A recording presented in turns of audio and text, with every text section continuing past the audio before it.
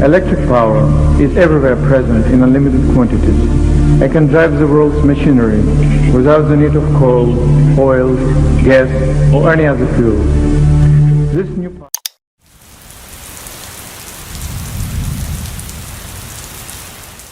Globally daily 67.12 टेरावाट्स बिजली हर घंटे utilise होती है। अगर अपन इसको मॉनिटरी टर्म्स में डालें तो 6.712 क्वाड्रिलियन डॉलर्स वर्थ की बिजली रोज यूटिलाइज हो रही है और हम सबके घर इलेक्ट्रिसिटी सिर्फ एक आदमी की बदौलत आती है, निकोला टेस्ला। टेस्ला सदी के सबसे बड़े इन्वेंटर्स में से एक जीनियस जो न्यूयॉर्क के एक छोटे से होटल के कमरे में फकीर की मौत मरे, क्योंकि टेस्ला ने इस सदी के सबसे बड़े कैपिटलिस्ट थॉमस एल्वा एडिसन से पंगा ले लिया था। और इस वीडियो में अपन यही समझेंगे why and how Edison was a thief.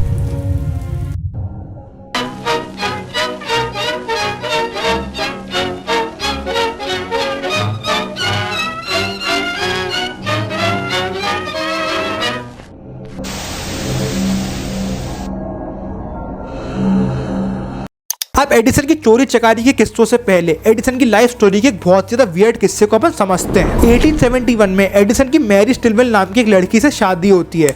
जिस टाइम पे एडिसन की शादी होती है मैरी सिर्फ 16 साल की थी। दोनों के साथ में 3 बच्चे होते हैं, लेकिन 1884 में मिस्टीरियस सर्कमस्टेंसेस के अंडर में मैरी स्टिलवेल की डेथ हो जाती है। मेडिकली तो अनाउंस किया जाता है कि मैरी की ब्रेन हेमरेज के चक्कर में डेथ हुई थी। थॉमस एल्वा एडिसन के असिस्टेंट के कुछ लेटर्स में पता चलता है कि शायद एडिसन की वाइफ ने मॉर्फिन ओवरडोज किया था, जिस चक्कर में उनकी डेथ हो गई। और आज तक थॉमस एल्वा एडिसन की फर्स्ट वाइफ की डेथ एक बहुत बड़ी मिस्ट्री है।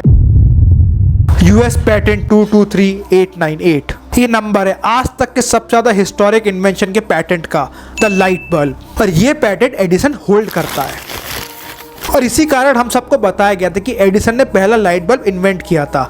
असल में ये आधी सच्चाई है। देखो अर्ली 1800 में काफी ज्यादा साइंटिस्ट लाइट बल्ब पे काम कर ही रहे थे। उन्हीं में से एक थे जोसेफ स्वॉन। जोसेफ स्वॉन ने 1860s में करीबन एडिसन के पेटेंट के 20 साल पहले एक वर्किंग कार्बनाइज फिलामेंट का बल्ब बनाकर उसका पेटेंट कर लिया था। जोसेफ का बल्ब पहला फंक्शनिंग बल्ब था, बस उसमें एक दिक्कत थी, वो कुछ टाइम तक चलने के बाद फट जाया करता। अब जोसेफ के डिजाइन के ऊपर ही थॉमस एल्वा एडिसन ने काम किया। बल्ब की फटने की प्रॉब्लम को सॉल्व करने के लिए थॉमस एल्वा एडिसन ने कार्बनाइज पेपर की जगह कार्बनाइज बैम्बू के फिलामेंट को यूज किया, जिस कारण जो एडिसन का बल्ब था पहली ट्राई में 14.5 आवर्स तक बिना फटे चलता रहा। अब जैसे ही बल्ब 14 घंटे तक चला, एडिसन और उसके कैपिटलिस्ट दोस्तों को समझ आ गया था कि आगे जाके बल्ब उनके लिए बहुत ज्यादा प्रॉफिटेबल बन सकता है। इसलिए 1879 में थॉमस एल्वा एडिसन बल्ब का पेटेंट ले लेते हैं। साथ ही साथ पेटेंट को फाइल करना, उसे एक्सेप्ट करवाना काफी ज्यादा इजी नहीं था, लेकिन उस टाइम में थॉमस एल्वा एडिसन के ऊपर सोने का हाथ था। कई सारे पॉलिटिशियंस और रईस लोग थॉमस एल्वा एडिसन के इन्वेंशंस को सपोर्ट किया करते, क्योंकि एडिसन के इन्वेंशन के अंदर उन्हें प्रॉफिट दिखता। अब यहाँ दूसरी तरफ जोसेफ स्वॉन को ब्रिटेन में पता चलता है कि उसकी बेस डिजाइन के ऊपर थॉमस एल्वा एडिसन ने यूएसए में पेटेंट ले लिया है। तो जल्दी एडिसन उसके एसोसिएट्स बल्ब को कमर्शियलाइज कर देंगे, जिस कारण वो तो करोड़ों छपाएंगे, लेकिन दूसरी तरफ जोसेफ स्वॉन की जेब में फूटी कौड़ी तक नहीं आएगी। इस कारण से जोसेफ स्वॉन एडिसन को पेटेंट चोरी के चक्कर में कोर्ट में स्यू कर देते हैं। अब तुम लोग यहाँ से पैसे का गेम समझना।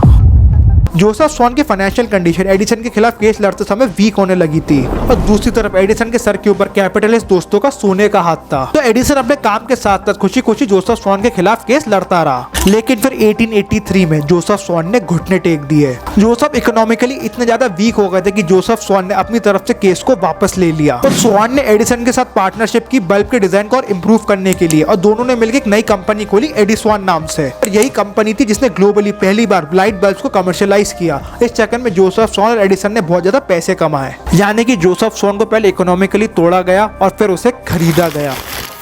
अब पिक्चर में आते हैं मेरे हिसाब से आज तक के सदी के सबसे बड़े GOAT Nikola Tesla. Nikola Tesla New York आते काम की तलाश में और उन्हें एडिसन की कंपनी में एक नौकरी मिल जाती है। हाँ तुमने सही सुना, एडिसन की कंपनी थी, जिसके बारे में अपन वीडियो में आगे बात करेंगे। टेस्ला एक गिफ्टेड जीनियस थे और एडिसन को ये बात समझ आ चुकी थी, जिस कारण एडिसन टेस्ला के साथ काफी क्लोजली काम करना शुरू कर देते हैं। उस टाइम के अराउंड दुनिया भर में एडिसन के डीसी जनरेटर यूज हो रहे थे इलेक्ट्रिसिटी को पहुंचाने के लिए। अब देखो डीसी करंट काफी डेंजरस था और लंबे डिस्टेंस ट्रेवल नहीं कर पाता। साथ ही साथ जो डीसी करंट का टोटल आउटपुट था काफी ज्यादा कम था। लेकिन दिक्कत ये नहीं थी, दिक्कत ये थी कि जो डीसी जनरेटर थे एडिसन के काफी ज्यादा वल्नरेबल थे और कुछ टाइम तक चलने के बाद फट जाया करते हैं। अभी जनरेटर्स क्यों फट रहे थे इसका किसी को कोई आइडिया नहीं था, लेकिन जनरेटर्स के बार बार फटने से एडिसन की रेपुटेशन और प्रॉफिट्स पे काफी ज्यादा फर्क पड़ रहा था और एडिसन को ये बात सताने लगी। तो एडिसन ने निकोला टेस्ला को टास्क टास्क दिया कि वो पता करे कि क्यों एडिसन के डीसी जनरेटर फट रहे हैं। साथ ही साथ एडिसन ने टेस्ला को प्रॉमिस भी किया कि अगर वो डीसी जनरेटर की वल्नरेबिलिटी को ठीक कर देते तो वो उन्हें $50,000 देंगे। अब निकोला टेस्ला ने जैसे तैसे कर पूरी मेहनत से डीसी जनरेटर्स की वल्नरेबिलिटी को ठीक कर दिया था और टेस्ला के इस काम के कारण ग्लोबली दुनिया भर के डीसी जनरेटर्स बच गए, साथ ही साथ थॉमस एल्वा एडिसन की इज्जत भी। लेकिन जब निकोला टेस्ला अपने हक के $50,000 एडिसन से मांगने तो एडिसन ने बोला मैंने तो मजाक किया था। और इसी चीज से एजिटेट होकर निकोला टेस्ला एडिसन की कंपनी छोड़ देते हैं और कुछ साल बाद खुद का ऑल्टरनेटिंग करंट क्रिएट करते हैं। और यही ऑल्टरनेटिंग करंट है जो आज की डेट में आप सबके घर में बिजली पहुंचा रहा है। ऑल्टरनेटिंग करंट बेटर और सेफ था और बिना पावर आउटपुट को लॉन्ग डिस्टेंस ट्रेवल करने में सक्षम था और ये चीज एडिसन को समझ आ चुकी थी।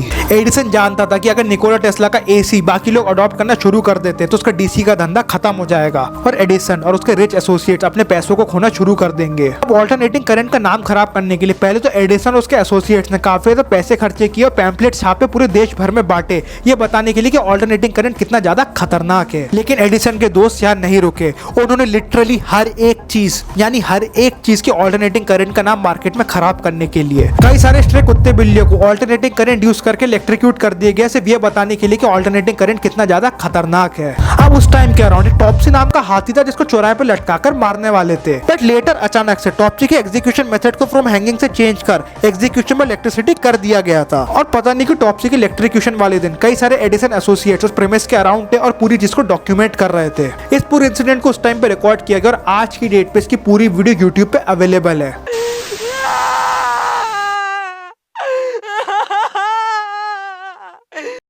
अब तुम लोगों को लग रहा होगा यहाँ पे सारी हदें पार हो चुकी है, लेकिन एक चीज और बची है। एडिसन कुछ टाइम तक तो डेथ बाय इलेक्ट्रिक्यूशन के खिलाफ था। वो कहता था कि इलेक्ट्रिसिटी के थ्रू किसी को एग्जीक्यूट नहीं करना चाहिए क्योंकि बहुत ज्यादा इनह्यूमन मेथड है। लेकिन ऑल्टरनेटिंग करंट के इंट्रोडक्शन के बाद अचानक से एडिसन उसके एसोसिएट्स इलेक्ट्रिक्यूशन बाय डेथ को सपोर्ट करने लगे। अब सपोर्ट तो बहुत छोटी बात है, एडिसन की कंपनी ने इवन इलेक्ट्रिक चेयर के कंस्ट्रक्शन को फंड तक किया था और पहला इंसान जिसका एग्जीक्यूशन में इलेक्ट्रिक चेयर किया गया उसके एग्जीक्यूशन डे वाले दिन एडिसन के एसोसिएट्स किल रूम में ही थे। अब एडिसन ने इतना कुछ किया लेकिन तभी एसी के नाम को बर्बाद नहीं कर पाया, तो एडिसन ने एसी के इन्वेंटर निकोला टेस्ला को ही बर्बाद कर दिया। अब एडिसन के पास 1000 से ज्यादा रजिस्टर्ड पेटेंट है, तो लोग मैथमेटिकली सोचो पॉसिबल भी कैसे है। एडिसन को बहुत पहले समझ आ गया था कि इन्वेंशंस में इतना पैसा नहीं है, लेकिन इन्वेंशंस को बेच के उनकी लाइसेंसिंग में बहुत ज्यादा पैसा है। इसलिए एडिसन और उसके इवल रिच एसोसिएट्स ने इन्वेंशन फैक्ट्रीज पूरे न्यूयॉर्क में खोली। इन फैक्ट्रीज का पर्पस था कई सारे inventors people with great ideas को एक रूफ के अंडर लाया जाए, उन्हें सारे फंड वगैरह दिए जाए इन्वेंशन करने के लिए, और इन्वेंशन फैक्ट्री में कुछ वायबल डेवलप होता है तो जो इन्वेंशन फैक्ट्री है उसका पेटेंट एडिसन के नाम पे करेगी और उस इन्वेंटर ने जिसने दिन रात की मेहनत की इन्वेंशन के लिए वो कहीं ना कहीं गायब हो जाएगा। कई सारी इन्वेंशन जिसका खुद का पैटर्न थॉमस एल्वा एडिसन के पास था, उनको खुद नॉलेज नहीं थी कि वो चीज कैसे फंक्शन करती है। इस बात का रेफरेंस तुम्हें कार्टून शोज में तक मिल सकता है। What's that? What's that thing you're working on? Well, it's a light bulb and... A light bulb! Light bulb! Yeah, I invented that. Me! I'm Thomas Edison. I invented the light bulb. What's it do? It lights up a room using electrical... Lights up a room using electrical stuff. I was about to say that because I invented it. What are you working on? It's a phonograph. Phonograph! I knew that because I invented it. I'm Thomas Edison. I rule! Look it up. Edison was a dick. अब तुम लोग याद रखना ये थी Edison के patents की असली सच्चाई। एक सच्चाई तो ये भी है कि एडिसन एक महान इन्वेंटर थे जो सेल्फ लर्निंग और रिस्क से बिल्कुल नहीं डरा करते, पर वो जितने बड़े इन्वेंटर थे उससे भी बड़े कैपिटलिस्ट थे।